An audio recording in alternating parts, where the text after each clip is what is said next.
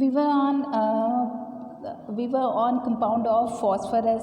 Number 1 compound is phosphine. Phosphine is a hydride of phosphorus. Hydride है मतलब phosphorus और hydrogen जो है वो मिलकर क्या बनाते हैं, phosphine बनाते हैं PH3. एक phosphorus है और 3 क्या है, हाइड्रोजन मिलकर फॉस्फीन बनाएंगे. It is prepared by the reaction of calcium phosphide की रिएक्शन अगर हम वाटर से करवा देते हैं और डाइल्यूट एसिड से करवाते हैं, HCl से करवाते हैं, तो हमें क्या मिलता है, फॉस्फीन गैस मिलती है. देन यहाँ पर दिया हुआ है कैल्शियम फॉस्फाइड दिया लिखा हुआ है यहाँ पर. It is reacting with the H2O molecule and यहाँ पर कैल्शियम हाइड्रोक्साइड बन रहा है. प्लस हमारे पास ये calcium hydroxide is a by product and main product is phosphine PH3. Again calcium phosphide is reacting with the dilute HCl और इससे भी हमें फॉस्फीन गैस मिलती है. In the laboratory it is prepared by the heating while phosphorus with concentrated NaO solution in an inert atmosphere of CO2. यहाँ पर जो हमारे पास फॉस्फोरस है वो NaOH और H2O से ऊपर जो सबसे पहले हमने ये वाले प्रोसेस पढ़ा था और यही लैबोरेटरी प्रोसेस है. इसी प्रोसेस से हम लैबोरेटरी में फॉस्फीन गैस बनाते हैं. When pure it is non बनाते नहीं हैं because it is very very poisonous. तो हम इसको इस एक्सपेरिमेंट को हम नहीं करते हैं, ये जस्ट थ्योरेटिकली प्रोसेस है. When pure it is not inflammable but becomes inflammable. Pure form में ये इन्फ्लामेबल नहीं है मतलब आसानी से आग नहीं पकड़ता है, जबकि अनप्योर फॉर्म में ये क्या हो जाता है, इन्फ्लामेबल हो जाता है. टू प्यूरीफाई, अब इसको प्यूरीफाई करने के लिए it form the impurities, it is absorbed in HI. अब हमें इम्प्योरिटीज़ हटाने के लिए हम इससे HI से रिएक्ट करवाएंगे. देन हमारे पास यहाँ पर PH4I बनेगा. फिर उसके बाद हम इसकी रिएक्शन करवा देंगे KOH पोटाश से और फिर हमें क्या मिलेगा, यहाँ पर जो पोटेशियम आयोडाइड अलग हो जाएगा, H2O मॉलिक्यूल अलग हो जाएगा और हमें वापस क्या मिल जाएगी, प्योर फॉर्म में फॉस्फीन गैस मिल जाएगी. यहाँ पर देख लीजिए स्ट्रक्चर ऑफ फॉस्फीन जो है वो कुछ इस तरीके की होती है. बॉन्ड लेंथ दी हुई है 142 पिकोमीटर. यहाँ पर एक लॉन पेयर ऑफ इलेक्ट्रॉन है, हाइड्रोजन से ये एक बॉन्ड बना रहा है. दैट इज ये जो डैश डैश डैश बताया हुआ है ये डायरेक्शन बताई हुई है, तीन डायरेक्शन है इस तरीके की. तो हम हमारे पेज पर बन सकती है, लेकिन तीसरी जो नहीं बनती उसको हम डैश डैश से बनाते हैं. Properties, it is a colourless gas which rotten fish smell, colourless होती है ये और रोटन सड़ी हुई मछली की जैसी स्मेल आती है इसमें. And is the highly poisonous. It explode in contact with the traces of oxidising agent like HNO3 के साथ अगर हम इसको मिला दें तो एक्सप्लोड हो जाती है, ये फट जाती है जैसे बम फटता है ना वैसे. तो एंड HNO3 हो गया, Cl2 हो गया ब्रोमीन वेपर के साथ, इसका कॉन्टैक्ट बिल्कुल भी नहीं होना चाहिए. It is the heavier than air and its vapor density is 17 and it's slightly soluble in water. Water में थोड़ी बहुत soluble है. The solution of phosphine in water decomposes in presence of light giving red phosphorus and H2. Phosphine gas जो है ये water में क्या हो जाती है, water decomposes in presence of light और वाटर है तो डिकम्पोज हो जाएगी और क्या बना लेगी, अलग अलग हो जाएंगे. हाइड्रोजन और फॉस्फोरस जो है वो अलग अलग हो जाएंगे इसमें. When they absorb in copper sulphide mercury chloride solution corresponding phosphide are obtain. और वापस अगर हम फॉस्फीन को जो है कॉपर सल्फेट के सॉल्यूशन से एडअप करवाएं या फिर मर्क्यूरिक सॉल्यूशन क्लोराइड से एडअप करवाएं तो हमें क्या मिलता है यहाँ पर, जो कॉपर फॉस्फाइड मिलता है या फिर मर्क्यूरिक फॉस्फाइड मिलता है. Phosphine is a weekly basic, किसकी, अमोनिया की तरह. NH3 उसी तरीके से PH3 है. देखो हम पढ़ क्या रहे हैं, हम पढ़ रहे हैं हमारे पास 15 नंबर वाला जो ग्रुप है वो पढ़ रहे हैं हम, उसमें से हम नाइट्रोजन पढ़ चुके हैं और सेकेंड इज फॉस्फोरस. तो hydrate of phosphorus and hydrate of nitrogen, hydrate of nitrogen is NH3 and hydrate of phosphorus is PH3. Then like NH3 it is basic. ठीक है, फॉस्फीन और अमोनिया दोनों ही क्या हैं, बेसिक नेचर की हैं.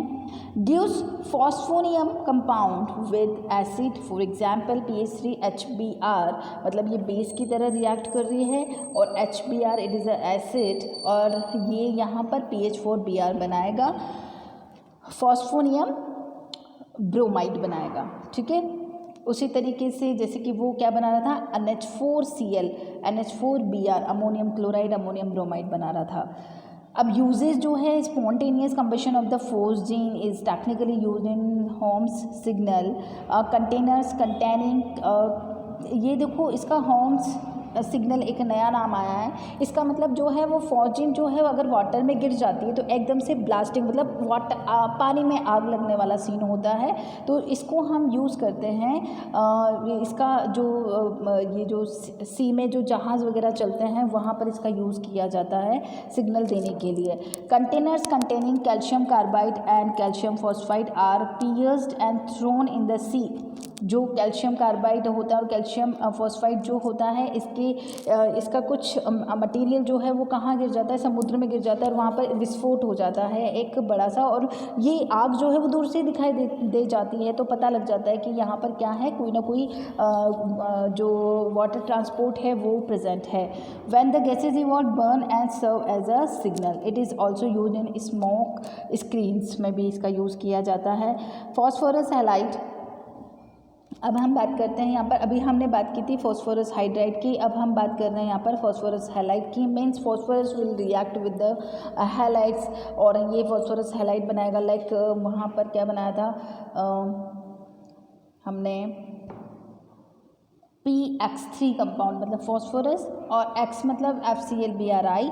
तो यहाँ पर phosphorus reacting with the chlorine and क्या बना लेगा, ये PCl3 बना लेगा। उसी तरीके से यहाँ पर थायो क्लोराइड से भी ये रिएक्ट करेगा। थायो मीन्स SO जो ग्रुप होता है दैट इज़ थायो। तो थायो क्लोराइड से भी ये रिएक्ट करेगा PCl3 मतलब PX3 sorry, SO2 gas release होगी। Phosphorus trihalide, phosphorus atom is sp3। अगर हम बात करें यहाँ पर फॉस्फोरस ट्राईहैलाइड मतलब PCl3, तो यहाँ पर हमारे पास 3 क्या है, phosphorus atom is sp3 hybridised. यहाँ पर P के पास 3 तो स्ट्रक्चर हमने देखी थी, तो P के पास एक तो लॉन पेयर है और 3 क्या है, यहाँ पर क्लोरीन है। तो यहाँ पर 4 सिग्मा बॉन्ड हो गए, और 4 सिग्मा बॉन्ड बनने पर हमारे पास कौन सा हाइब्रिडाइजेशन होता है, sp3 हाइब्रिडाइजेशन होता है। यहाँ पर पिरामिडल शेप होता है इसका अमोनिया की तरह। It is a colourless oily liquid and hydrolysed in the presence of moisture. अगर वाटर की प्रेजेंस में, वाटर मॉलिक्यूल की प्रेजेंस में यह हाइड्रोलाइज हो जाती है। H3PO3 बनाएगा और HCl बनाएगा। It reacts with the organic compound containing OH hydroxide group जिसमें प्रेजेंट है उसे रिएक्ट कर लेती है। CH3COOH C2H5OH से भी ये रिएक्ट कर लेती है। CH3COOH एसिटिक एसिड जो है, और PCl3 से रिएक्ट करेगी ये, तो हमारे पास CH3COCl बनेगा और H3PO3 बनेगा बाय प्रोडक्ट। तो ये सब चीज़ें हैं हमारे पास। यहाँ पर ये देख लीजिए, यहाँ पर जो PCl3 की स्ट्रक्चर कुछ इस तरीके की होती है। एक तो लॉन पेयर है और 3 क्या है हमारे पास, सिग्मा बॉन्ड है। तो टोटल हमारे पास कितने हो गए, 4 सिग्मा बॉन्ड। 4 सिग्मा बॉन्ड होने पर हमारे पास हाइब्रिडाइजेशन होता है that is sp3।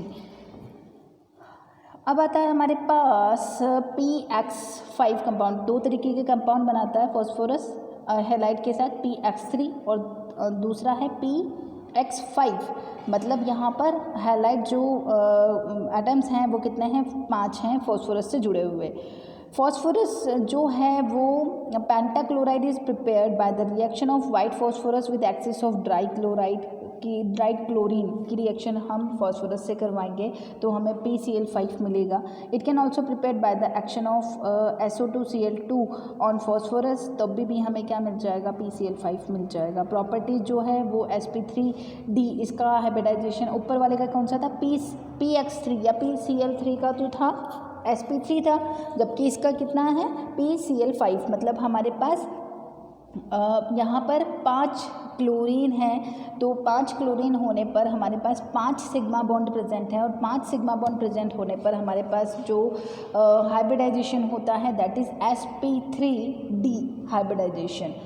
In gaseous and liquid phase, it has a trigonal bipyramidical structure as shown below. The 3 equatorial PCl bond, यहाँ पर सिंपल सी बात है कि जो P है वो बीच में है और 5 यहाँ पर क्या है बॉन्ड है किसके साथ, क्लोरीन के साथ। तो हमारे पास ट्राइगोनल बाइपिरामिड स्ट्रक्चर बनेगी कुछ इस तरीके की, ट्राइगोनल बाइपिरामिड। तो या एक क्लोरीन यहाँ पर है, एक क्लोरीन यहाँ पर है, एक क्लोरीन यहाँ पर है, एक यहाँ पर है और एक यहाँ पर है। तो इस तरीके से हमारे पास यहाँ पर ट्राइगोनल बाइपिरामिडल स्ट्रक्चर बनेगी।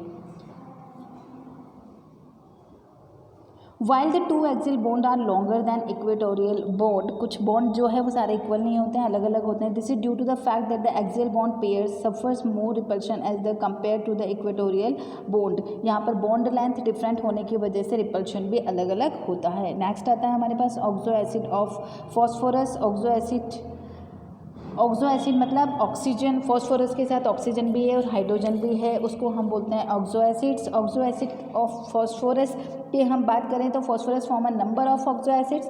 The important oxo acids of phosphorus with their formulae and method and preparation and presents some, जो कैरेक्टरिस्टिक्स हैं वो सब हमारे नीचे की टेबल में दिए हुए हैं, तो आपको यहाँ पर नज़र आ जाएगा। यहाँ पर देख लीजिए हाइपोफॉस्फोरस जिसको बोलते हैं हम फॉस्फेनिक एसिड भी बोलते हैं, H3PO2, इसमें ऑक्सीडेशन नंबर इसका क्या है +1, जो कि मैंने यहाँ पर बताया हुआ है। आपको ऑक्सीडेशन नंबर आती है निकालनी। इसके पहले भी हमने यहाँ पर नाइट्रिक एसिड में निकालना सीखा था। H3PO3 यहाँ पर हाइड्रोजन की होती है +1, तो 3 प्रेजेंट है यहाँ पर हाइड्रोजन, तो 3 × +1 + X, हम P की ऑक्सीडेशन स्टेट निकालना चाहते हैं तो हम इसको X मान लेंगे, प्लस ऑक्सीजन हमारे पास कितने हैं 2, एंड एक ऑक्सीजन की जो ऑक्सीडेशन नंबर होती है वो है -2, तो 2 × -2, और total charge on it H3PO2 के ऊपर टोटल चार्ज कितना है 0।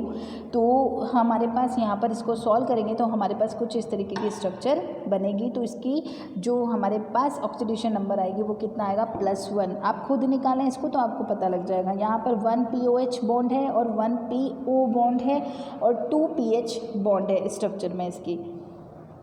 इस तरीके से हमारे पास यहाँ पर numbers of oxo acids are there in this table of phosphorus.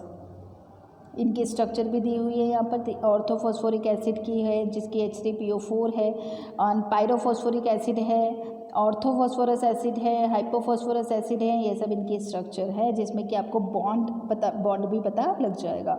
ठीक है, जैसे कि हम बात करते हैं यहाँ पर ऑर्थोफॉस्फोरिक एसिड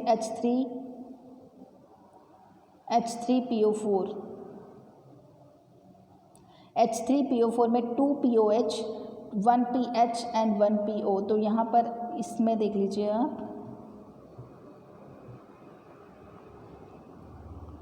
यहाँ पर देख लीजिए 1 तो हमारे पास क्या है, ये 1 ये वाला PO एक है, और एक जो है वो हमारे पास क्या है, ये वाला बॉन्ड है POH 2 बॉन्ड हो गया और ये 3 बॉन्ड हो गया POH।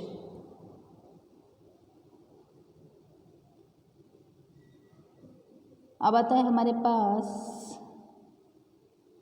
The structural properties of the oxo acids of phosphorus can be given as oxo acid phosphorus tetrahedrally surrounded by other atoms। यहाँ पर tetrahedrally मतलब चार तरीके की स्ट्रक्चर, आपको 4 बॉन्ड 4 एंगल में आपको यहाँ पर अलग अलग एटम्स जुड़े हुए हैं फॉस्फोरस से।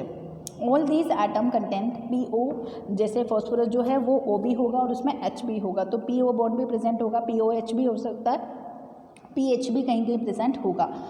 तो यहाँ पर POH जो है OH जो है वो क्या बताता है, बेसिसिटी बताता है, आपको पता है। Some PH bonds are not ionisable to give H+। PH bond है तो सही लेकिन वो H+ नहीं देता है, and do not play any role in basicity. Basicity क्या होती है, जितना H+ डोनेट कर रहा है वो उसकी क्या कहलाती है, बेसिसिटी कहलाती है। तो कुछ जो PH बॉन्ड है वो H+ नहीं देते हैं तो वो बेसिसिटी में कोई रोल प्ले नहीं करते हैं। In some oxo acid PP bond POP bonds are present at a corners of tetrahedron. तो ये जो कैरेक्टरिस्टिक्स हैं ये आपको इन जो डायग्राम हैं उनमें समझ में आ जाएंगे। इसके बाद नेक्स्ट हम स्टडी करेंगे नेक्स्ट लेक्चर में। Till then take care.